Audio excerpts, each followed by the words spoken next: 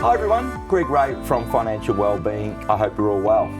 I have the pleasure to be joined by Luke Andrews today, who is a Senior Financial Advisor at Partners Wealth Group. Luke, thanks for joining me. Thank you for having me, Greg. Our pleasure. We're here today to talk about ageing parents. It's fair to say, Luke, we're all going to go through a scenario with ageing parents, or the majority of us are anyway. What are some of the things people should think about when planning for ageing parents?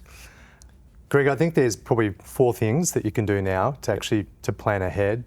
Firstly, familiarise yourself with your parents' key people in their professional lives, like their accountant, family lawyer, financial advisor if they have one. As these are the people that they're going to have to go to. You're going to have to go to quickly if something happens to them health-wise.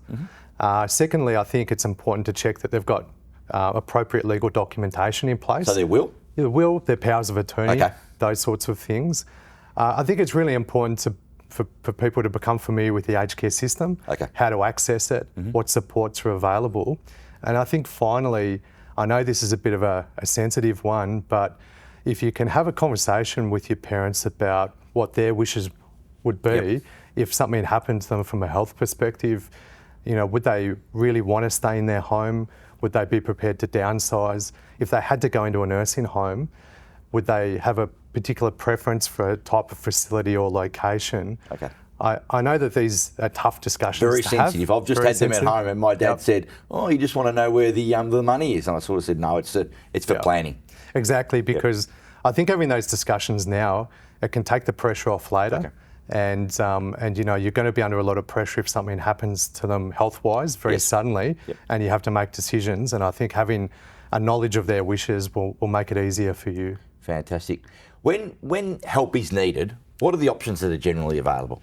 Well, I think the first port of call is the government website, myagecare.gov, which is basically a call centre where people can arrange to have an assessment done for either home care or residential care, depending on their need. Now, home care is provided at both a local level and also through federally funded home care packages. Residential aged care is provided from not-for-profit operators as well as privately owned nursing homes. They're both government funded and regulated under the same model. I think that the goal of that initial assessment is for people to be given a set of referral codes, which will give them access to subsidised services to meet their care needs. And I think the most important thing here, Greg, to note is that it's taking up to about 3 months to get these assessments at the moment. And then on top of that, it can take another 6 months to get a home care package allocated to you. So there's going to be genuine real costs needed up front, isn't there? Well, yeah. What are the options then if someone has real costs? What should they be thinking about? Well, I think based on those assessment times, I think you've got to really plan ahead. But in terms of the costs around home care and residential care, as I mentioned, it's government funded, but it is means tested. And so home care is means tested according to income, and residential care is means tested according to income and assets, basically leading to the end result that a person, in most cases, will be asked to co-contribute to their cost of care. And then if we look at residential care, for example, on top of that contribution to cost of care, you'll also be asked to make a contribution to your accommodation cost, which is commonly done through a deposit, capital deposit, which at the moment, as we speak, is fully refundable to the person when they leave care. Still a big outlay at the start, right? It is, and if we look at sort of metropolitan Melbourne, the average cost of a room is about $550,000. So these are not insignificant sums. No, they're not, and most people might not have, or some people might not have 500 or whatever the deposit is sitting in the bank account. So is it generally viable to sell the family home? Is that a serious consideration families should have? Yeah, I mean, often that's the first place people turn. However, it's not always the case that they need to sell the family home. And in some cases, it may actually be to their detriment, depending on their financial structure and where they're going. So I'd really stress the importance of getting specialised financial advice in this space. Is it for children? Is there ways that they can sort of think about financing it? What are some of the ideas that children should be thinking of in that regard? Yeah, it's good you mentioned that, Greg. We often have children that want to contribute towards their parents' residential care, particularly with respect to their room and the capital amount for their room. They might like their parent to have a nicer room and want to tip in a few $100,000. However, they need to be really aware that in doing so, they can actually increase their parents' means testing and increase the co-contribution payment that they're asked to make.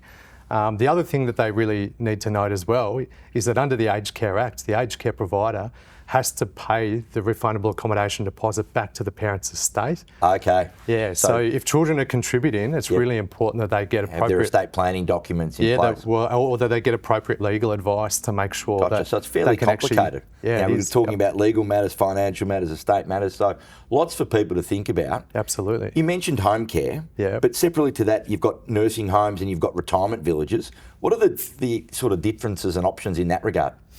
Well, nursing homes provide a level of subsidised government care. Okay. Retirement villages don't provide care. Okay.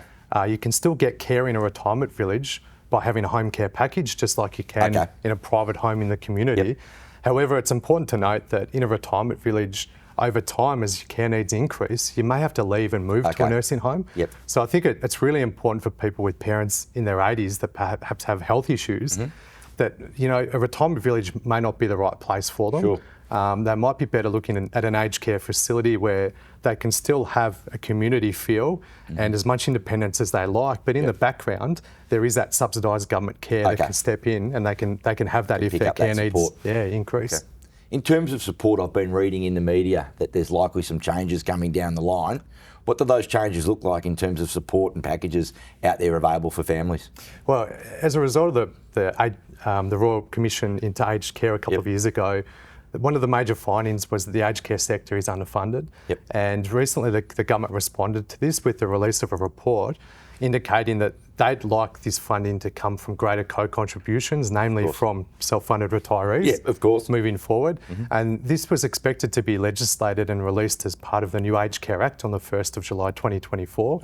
However, this has now been postponed and the earliest that it may come into play is the 1st of January 2025.